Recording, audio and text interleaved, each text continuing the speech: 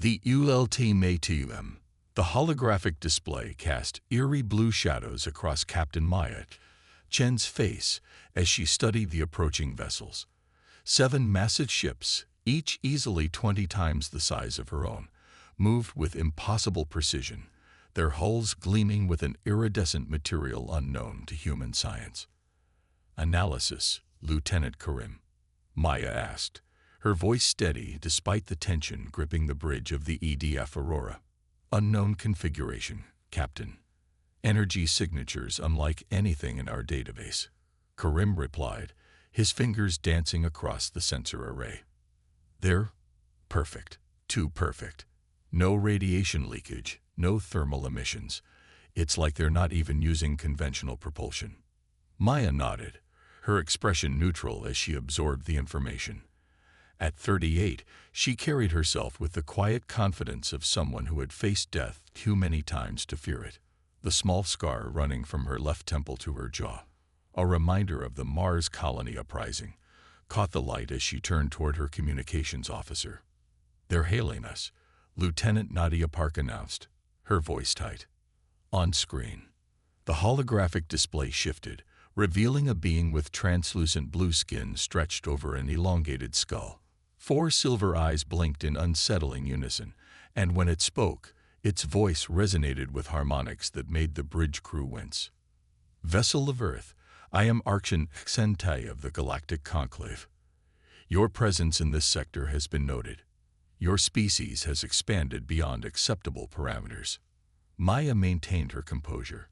"Archon, I am Captain Maya Chen of the Earth Defense Force vessel Aurora. We are on a long-range exploration mission and mean no hostility."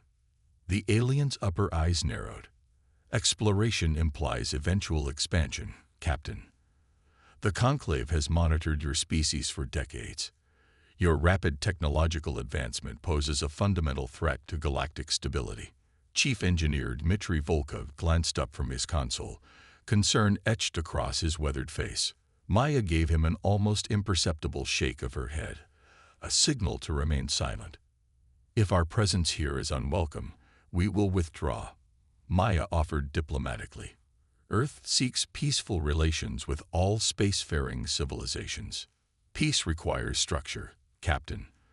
The Conclave has maintained galactic order for 20,000 years by ensuring all species know their proper place." The alien's skin rippled with shifting patterns of light. "You have 48 Earth hours to prepare your government for our arrival. The Galactic Council will convene at your homeworld to negotiate terms of your species integration." The transmission cut before Maya could respond. "Well, that was subtle," muttered Volkov, his Russian accent thickening with stress. "Integration. We all know what that means." Maya turned to her communications officer. "Priority transmission to Earth Defense Command. Code Omega." As Lieutenant Park executed the command, Maya addressed her bridge crew. The Aurora wasn't just any warship. It represented Earth's most closely guarded secret. Officially classified as a long-range exploration vessel, it carried experimental technology that only 5 people on the entire planet fully understood. "Navigation, any other vessels in the area?" Maya asked. Lieutenant Commander Hikaru Tanaka checked his readings. "Yes, Captain." Small signature, moving fast. Not conclave design. "They're requesting emergency docking, claiming to be refugees." Maya weighed her options. This could be a trap, but it might also provide crucial intelligence. Security teams to docking bay. Full bioscan protocols. The refugee vessel contained just one occupant, Vex, a member of the Rixie species. His skeletal frame seemed too fragile to support his elongated head, and his 6 eyes darted nervously around the Aurora's conference room. "The Conclave lies," he said, his translator struggling with the clicking language. "They do not integrate species. They consume them." Maya leaned forward. "Explain." Vex produced a crystalline data drive. "I was a researcher in their archives. This contains proof of their true purpose." The data revealed a pattern spanning millennia. The Conclave approached developing worlds, demanded submission, then systematically stripped planets of resources. The populations were categorized, the most valuable genetic material harvested and stored, the remainder processed into biological components for conclave technology. They weren't conquerors, they were farmers, and sentient species were their crop. Maya reviewed the footage with mounting horror and anger. How many worlds? 863 over 20,000 years, Vex whispered. Earth will be 864. Within hours, Maya presented the evidence to Earth's Defense Council via secure quantum transmission. The debate was brief. Humanity would not surrender. The Aurora is our best chance, Admiral Helena Garcia said grimly. Captain Chen, you are authorized to deploy all experimental systems. Protocol Aurora is now in effect. Maya acknowledged the order, feeling the weight of 8 billion lives settling onto her shoulders. Chief Engineer Volkov, begin power-up sequence for the quantum core, she ordered once the transmission ended. Volkov looked up, his face grave. The core has never been tested at full capacity, Captain. Today it gets its test, Maya replied, then turned to her XO. Commander Jackson, prepare the crew for combat status. We are now Earth's first and last line of defense. As the Aurora prepared for battle, more conclave ships arrived. 23 massive vessels positioned strategically throughout the solar system, cutting off escape routes. Maya gathered her senior officers in the secure briefing room. The conclave expects us to either surrender or attempt to evacuate Earth. They don't know about the quantum core or the probability drive. Our advantage is surprise, but we'll only get one chance. Lieutenant Karim projected the battle plan. We've identified the conclave command vessel. If we can neutralize it, their fleet will experience temporary command disruption. The Aurora's quantum core can generate enough energy to create a localized probability cascade that will effectively trap their ships in a multi-dimensional loop. How long will it hold them? Asked Commander Jackson. Theoretically, long enough for Earth to mount a defense, Volkov replied. But there's a significant chance the core will destabilize after the initial discharge. Meaning the Aurora won't survive, Maya stated flatly. The room fell silent. I've already transmitted a request for volunteers only.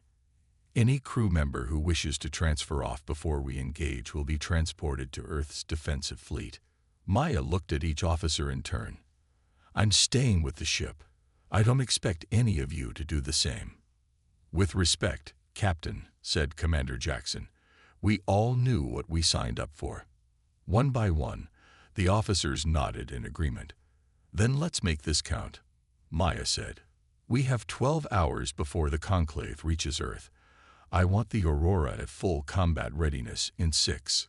As her officers dispersed to their stations, Maya remained behind, studying the tactical display. The Aurora was vastly outnumbered, but humanity had always thrived as the underdog. She touched the small pendant hidden beneath her uniform, a piece of metal from the colony ship that had brought her parents to Mars before the uprising. Before she'd lost them both. Just one more impossible fight, she whispered to herself. The countdown to Earth's most critical confrontation had begun. DEFI and C beyond stars. The conclave fleet emerged from faster-than-light travel in perfect formation. 23 warships arranged in a hemispheric pattern facing Earth. Their massive forms eclipsed the stars behind them, silver-blue energy crackling along their hulls. In Earth's orbit, the combined defensive fleet of 30 smaller vessels looked insignificant in comparison. Incoming transmission from the conclave flagship, announced Lieutenant Park. Captain Maya Chen, standing at the center of the Aurora's bridge, nodded. On screen, Arkan Sente appeared, now wearing an ornate exoskeleton that seemed fused with his translucent flesh. Captain Chen, your species has chosen defiance rather than wisdom. Unfortunate, but not unexpected. We've reviewed your terms of integration, Arkan. We've also examined your actual treatment of subjugated worlds. Maya's voice carried an edge of steel. Humanity will not surrender to extinction. Xentei's skin pulsed with patterns of light that the translator couldn't interpret. Your resistance is based on incomplete understanding. The Conclave brings order to chaos. Your species brings only disruption. Is that what you told the Sephrons before you reduced their population by 70%? Or the Taurians before you converted their homeworld into a biomatter processing facility? Maya stepped closer to the projection. We know what you are, predators masquerading as saviors. For a moment, Xentei seemed taken aback. Then his expression hardened. You have been missiled by enemies of peace. This discussion is concluded. Prepare your world for ascension. The transmission cut off. They're charging weapons, reported Karim, his fingers flying across his console. Energy readings increasing across all vessels. Maya opened a channel to the Earth Defense Fleet. Admiral Garcia, move your ships to prearranged coordinates. The Aurora will engage the Conclave command vessel. Understood, Captain. Good hunting, came the terse reply. Maya turned to her helmsman. Lieutenant Commander Tanaka, attack pattern Epsilon. Full thrust on my mark. The bridge crew worked with practiced efficiency, each aware that the coming minutes would determine humanity's future. Quantum core at 95% capacity, reported Chief Engineer Volkov from Engineering. Probability drive standing by. Maya took a deep breath. All hands, battle stations, mark. The Aurora surged forward, its revolutionary propulsion system leaving a trail of distorted spacetime as it accelerated toward the center of the Conclave formation. The enemy vessels immediately adjusted, weapon systems tracking the approaching human ship. They're targeting us with primary energy weapons, called out Karim. Impact in 5 seconds. Defensive systems online. Commander Jackson confirmed. Quantum shields at maximum. The first conclave blast struck the Aurora, a beam of concentrated energy that would have vaporized a conventional vessel. The quantum shields absorbed the impact, converting the enemy's energy into additional power for the Aurora's systems. Shields holding, Jackson reported, surprise evident in his voice. Power levels actually increasing. Maya allowed herself a small smile. They don't know what they're dealing with. Target the command vessel's propulsion systems. Fire phase cannons. The Aurora's main weapons discharge, not the conventional projectiles or energy beams that the Conclave expected, but concentrated bursts of phased particles that existed partially outside normal spacetime. The enemy shields, calibrated for standard weapons, offered almost no resistance. On the tactical display, Maya watched as the Conclave flagship's engines flickered and died. Direct hit, Karim announced. Their primary propulsion is offline. The Conclave responded with overwhelming force. 12 vessels redirected their fire toward the Aurora, while the others began systematically targeting Earth's defensive fleet. Multiple impacts, Jackson called out as the ship shuddered. Quantum shields at 60% and falling. Earth's ships engage, drawing fire from some of the Conclave vessels, but they were clearly outmatched. 2 human vessels exploded under the alien barrage, their debris scattering across the void. Bring us about for another pass, Maya ordered. Prepare the quantum core for discharge. Captain, Volkov's voice came through the comm. The core is showing signs of instability. If we initiate the probability cascade, there's no going back. Understood, Chief. Stand by. Maya studied the tactical display. The Conclave ships were adjusting their formation, surrounding the Aurora. They still didn't understand what they were facing, but they recognized the Aurora as the primary threat. Lieutenant Park looked up from her station. Captain, we're receiving a transmission. But it's not from the Conclave or Earth. It's coming from within the Conclave fleet. On screen, Maya ordered. The holographic display showed a being similar to Vex, but with darker coloration. Human vessel, I am Commander Krex of the Rixie Resistance. We have infiltrated 3 Conclave ships.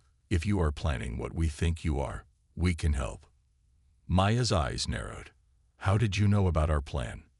We didn't, but we know the Conclave's weakness. Their ships function on a unified consciousness network. Disrupt the flagship's control node, and the entire fleet will experience cascade failure. Maya exchanged glances with Commander Jackson. This changed everything. We have a weapon that might do exactly that, Maya said, but we need to get closer to their command node. We will create a diversion, Krex replied. Be ready. Moments later, 3 conclave ships suddenly turned their weapons on their companions, causing momentary confusion in the alien formation. Now, Tanaka, take us in, Maya ordered. The Aurora dove toward the crippled conclave flagship, evading fire from the remaining vessels. Quantum shields at 30%, Jackson warned. Divert all non-essential power to shields in the core, Maya commanded. Volkov, status. Core at maximum capacity, Captain. But the containment field is starting to fluctuate. We'll only get one shot at this. The Aurora took another hit, the bridge lights flickering as systems compensated. Shields at 15%, Jackson reported grimly. Maya made her decision. All hands, this is the captain. Prepare for emergency evacuation. Commander Jackson, you will lead the evacuation. I'm staying to ensure the core discharge. Jackson started to protest, but Maya cut him off. That's an order, Commander. Earth needs to know what happened here, whether we succeed or fail. As the evacuation began, Maya opened a channel to the engineering deck. Mitri, I need you to set the core for remote activation, and then get to an escape pod. Godspeed. Maya watched as the escape pod sped toward the Earth fleet. Then she turned her attention back to the conclave flagship, now looming large on the view screen. Tanaka, set collision course with their command node. Course laid in, Captain, the helmsman replied, his voice steady. Execute. The Aurora accelerated toward the massive alien vessel, its engines pushing beyond safety limitations. Core stability at critical levels, Volkov reported. Field collapse imminent. We need to initiate now, Maya. On my mark. Maya watched as they closed the final distance. 3, 2, 1. Mark. Deep within the Aurora, the quantum core unleashed its power. The experimental technology didn't simply create an explosion. It created a rupture in the fabric of reality itself, a cascading probability wave that existed in multiple states simultaneously. The Aurora collided with the conclave flagship at the exact moment the core discharge reached its peak. The resulting phenomenon was unlike anything witnessed in human history. A sphere of warped space-time that expanded outward, engulfing first the flagship, then the surrounding conclave vessels. Inside the Aurora's engineering section, Chief Engineer Dmitry Volkov watched as reality itself seemed to fold and unfold around him. The ship's hull groaned under forces no human vessel was designed to withstand. It's working, he whispered, his fingers dancing across the controls to maintain the delicate balance. Field coherence at 97%. On the bridge, Maya gripped the arms of her command chair as space distorted around them. The view screen showed impossible geometries as the probability cascade spread through the conclave fleet. Ship after ship became enveloped in the phenomenon, frozen in a state between existence and non-existence. Rixie vessels clear of the effect, Maya noted with relief. At least their unexpected allies would survive to tell the tale. The Aurora's structural integrity alarms blared as the ship began to break apart under the strain of the probability field it had created. Maya opened a final channel to Earth, Aurora to Defense Command. Probability cascade successful. Conclave fleet neutralized. Remember us. Admiral Garcia's voice came through, breaking with static. We see it, Aurora. Your sacrifice will not be forgotten. Earth stands because of you. Maya closed her eyes as the bridge view screen showed the conclave command ship beginning to implode, caught in the heart of the probability storm. The cascade had worked exactly as theorized, trapping the conclave ships in a bubble of fractured reality, where cause and effect no longer followed linear paths. Their unified consciousness network, their greatest strength, had become their undoing as the cascade created a feedback loop through their entire system. "Dmitri," Maya called through the comm. "It was an honor serving with you." "The honor was mine, Captain," came the reply. "My calculations show the cascade will collapse in on itself in approximately 30 seconds. The effect will be spectacular." Maya looked out at the stars one last time. "Let's hope it buys Earth enough time." The bridge console sparked and died as systems failed one by one. Maya unclipped her rank insignia and held it tightly in her palm, her last connection to the humanity she had sworn to protect. Light flooded the view screen as the cascade reached critical mass. The Aurora shuddered one final time, and then the explosion lit up Earth's skies like a second sun. From the defense platforms in orbit, stunned observers watched as the entire Conclave fleet collapsed into a singularity that existed for just a fraction of a second before dissipating into nothingness. Where 23 mighty warships had been, now there was only empty space and a scattering of debris. The escape pods from the Aurora, safely beyond the effect radius, were recovered by Earth vessels. Commander Jackson stood at attention in Admiral Garcia's office 3 days later, his face haggard from grief and exhaustion. "The Aurora protocol worked exactly as designed," he reported. "Captain Chen and Chief Engineer Volkov ensured its success with their lives." Admiral Garcia nodded solemnly. "And the Conclave?" "The Rixie Resistance reports unprecedented chaos throughout Conclave territory. With their command structure fractured and their unified consciousness network shattered, subject species are rising up everywhere." Jackson placed a data drive on the Admiral's desk. "The Rixie have offered us an alliance. They believe that together, we can ensure the Conclave never threatens another species again." A lone alien elder or commander stands inside a dark, high-tech observation deck, staring out a massive panoramic window into space. Outside, thousands of human warships fill the sky, forming an overwhelming armada attacking in perfect unison. Explosions and energy blasts light up the atmosphere as the planet below glows blue, partially shadowed. The alien's silhouette is solemn, armored, and slightly hunched, capturing the weight of realization. The humans are unstoppable. The view is vast, epic, and terrifying, filled with emotion, disbelief, and awe. Cold lighting, cinematic scale, deep sci-fi atmosphere, sense of dread and epic inevitability.